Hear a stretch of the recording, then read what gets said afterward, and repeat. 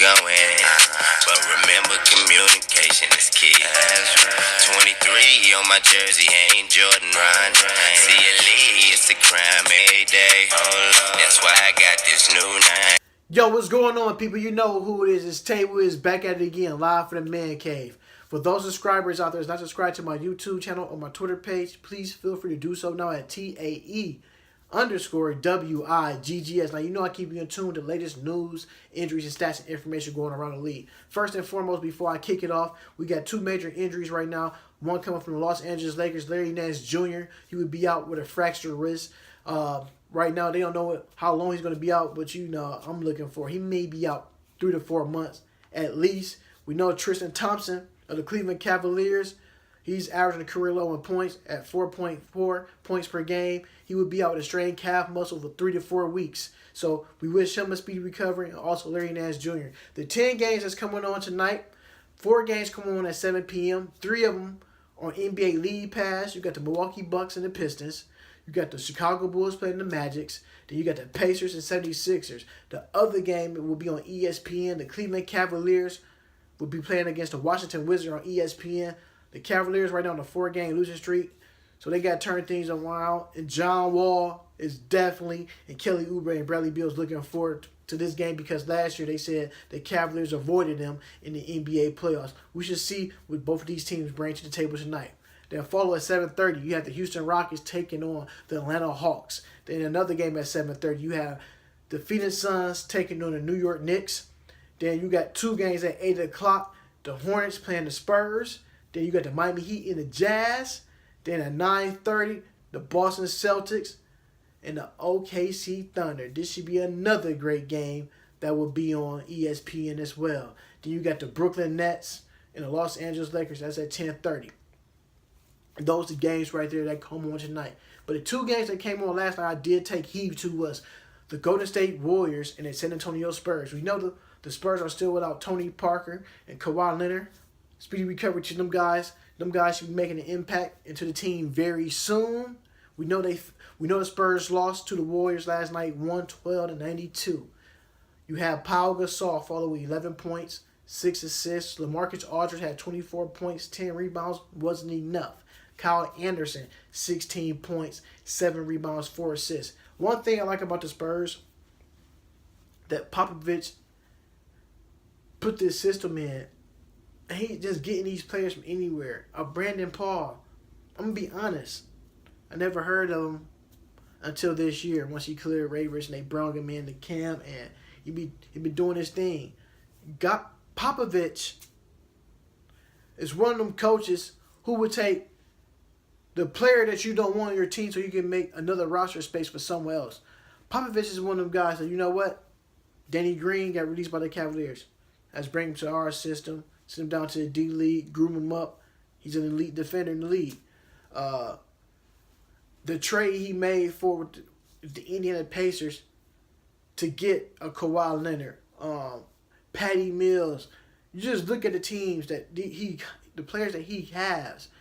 A lot of these guys has tried out for other teams who didn't make the roster spot, and Popovich seen something else in them, and he brought them in his system.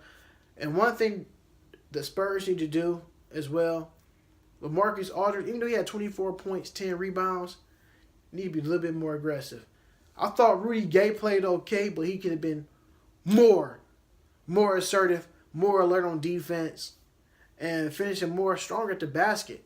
There's a couple of times out there he passed up a lot of easy shots to give up threes. We know Popovich, his team like to shoot threes, but the Spurs are at best. The Spurs are at best when they move the ball around the horn. And for those out there, that basketball talk around the horn is a 3-point line. So they keep moving the ball, then somebody cut open and get an easy basket. They need to get LaMarcus Aldridge involved very early. We know Powell can do. Maybe it's just because it's Powell and LaMarcus Aldridge in the paint clogging it up together. I just feel like the Spurs, once they get Kawhi Leonard back, and you see that the team, they didn't lose by that much. Once this team get their 2 main pieces back, they're gonna shock a lot of people. They're gonna run some tables. And I think the Warriors are another team that's, everybody keeps saying they're slowing down. We know their big 4 yesterday combined for 88 points. And the bench did contribute, but it wasn't enough. But when your starters out there averaging 88 points, that means your starters playing anywhere between 35 to 36 minutes a night. That means the other guys have to step it up for the Warriors. We know Draymond Green had 16 points, 5 rebounds, 7 assists last night. You had Klay Thompson, probably the most underrated player on their team, with 27 points, 5 from 8 from the 3-point line. You know Steph Curry was 3 from 4 from the 3-point line as well, with his 8 rebounds, 3 steals, and 21 points. Like I said, Kevin Durant, 24 points, 8 rebounds, 5 assists, and 3 blocks. When the Spurs jumped on the Warriors early, when the score was like 25-12, you noticed they started coming down the court and want to shoot more threes. Spurs, that's not your game. When you had to lead up on the Warriors, you should have been more aggressive to the hole. Let's attack them to the hole. Let's get this team in early foul trouble. Let's make Steve Kerr bring other guys on the bench. We want the Nick Youngs. We want the Amari Casbys. We want the Jordan Bells to beat us. You don't want to get beat by the Steph Currys, the Draymond Greens, the KDs, and the Klay Thompson. You don't want to get beat by them. Because the two guys I just named, Steph Curry and Klay Thompson, them guys is pretty much automatic from 3-point line. So the whole ordeal is, when Popovich jumped up to that early lead, they should have been more aggressive attacking the basket. Some people may agree with me, some people may disagree with me. But this is just my opinion, what I'm seeing from watching the game. When you get that lead, you had the fans down there going crazy. This is what you're supposed to feed off of. This team is playing with their backs up against the wall.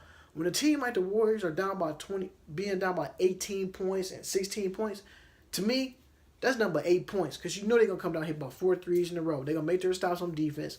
They're going to hit a couple of threes. And one thing a lot of teams got to do against the Warriors when they shooting threes, have somebody on the glass to get a rebound. Because when they miss a lot of threes, they get the long rebound and kick it back out for a 3-pointer. So if if they miss it the first time, they're gonna hit that ball the second time. So that's how good the Warriors are. When Steve Kerr be lighting into his teammates and letting them know what's going on, look at the response that his players get when he let loose.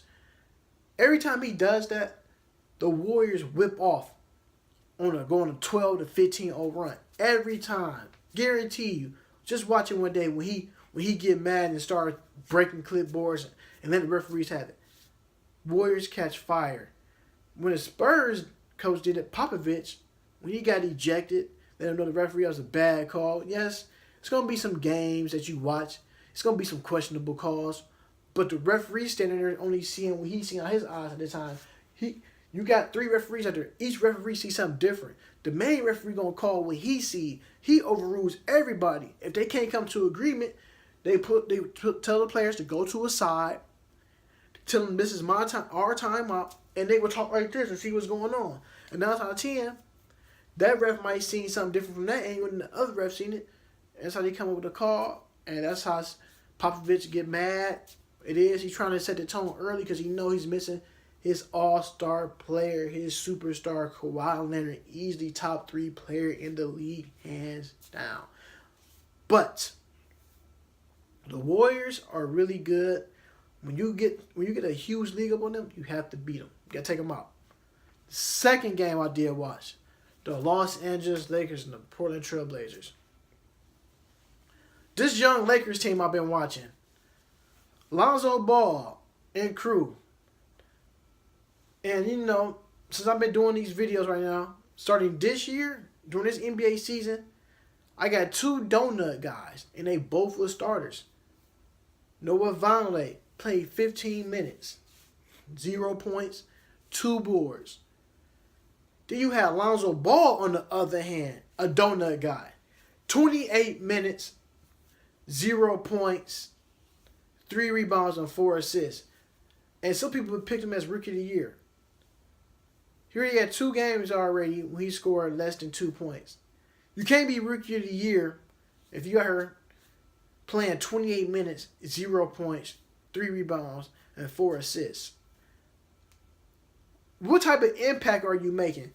You can't be a point guard and just settle and keep passing the ball. The Lakers did lose last night. But I'm going to get to how they lost.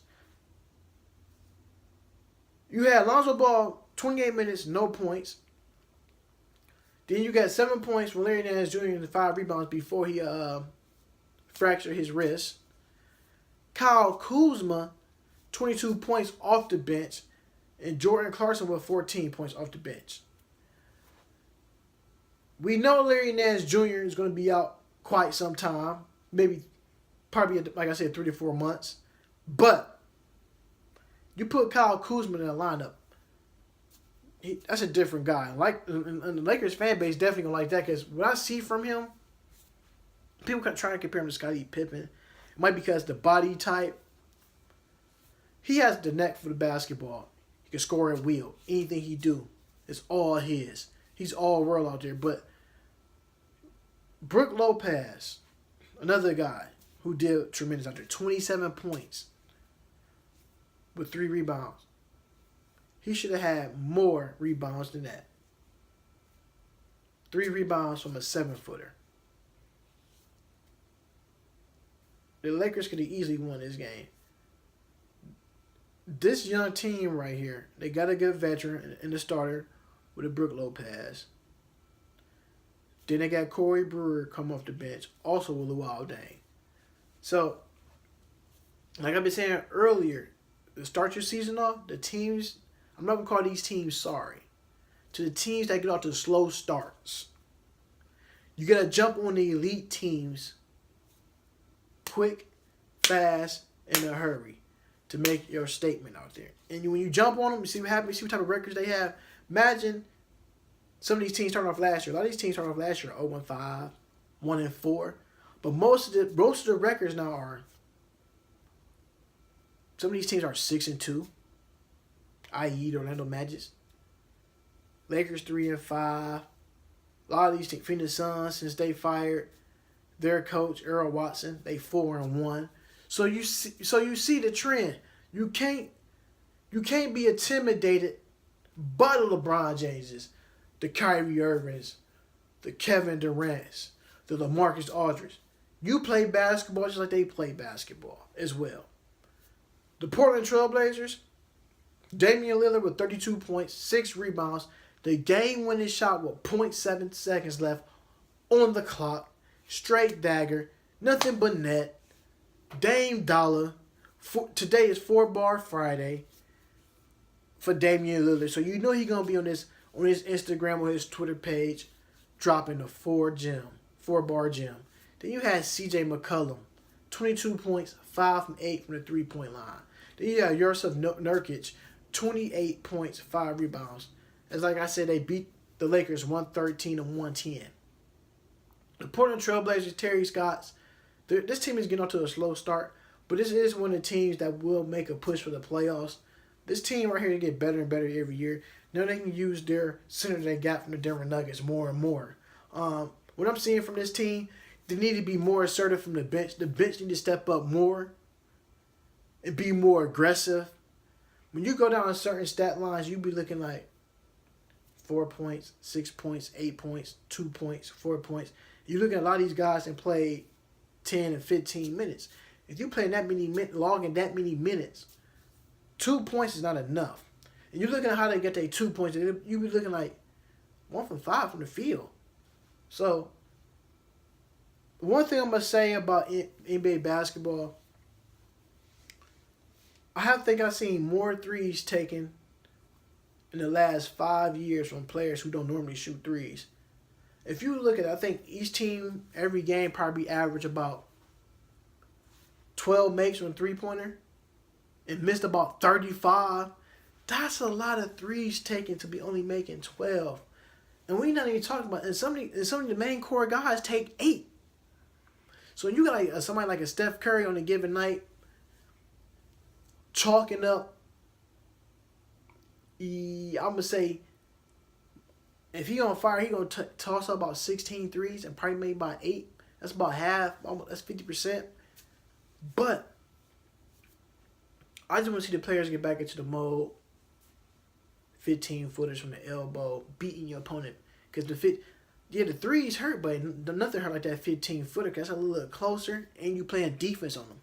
So it's nothing like when somebody keep hitting that 15 footer on you, and they keep looking, man, he don't miss, man, he automatic. Then you work your game out to the 3-point line and take about 2 or 3 threes and hit all 3 of those. You're like, you know what? Hit my 3 threes. I'm gonna kill you straight 15 footers. And that's what Michael Jordan and all the other greats did. But Portland Trailblazers handle business at home. Damian Lillard, game-winning shot, and you know when he do that, it's Dame time. So, before I go, you already know what to do. Follow me on my Twitter and my YouTube page at TAE_WIGGS. Until next time, folks. Peace.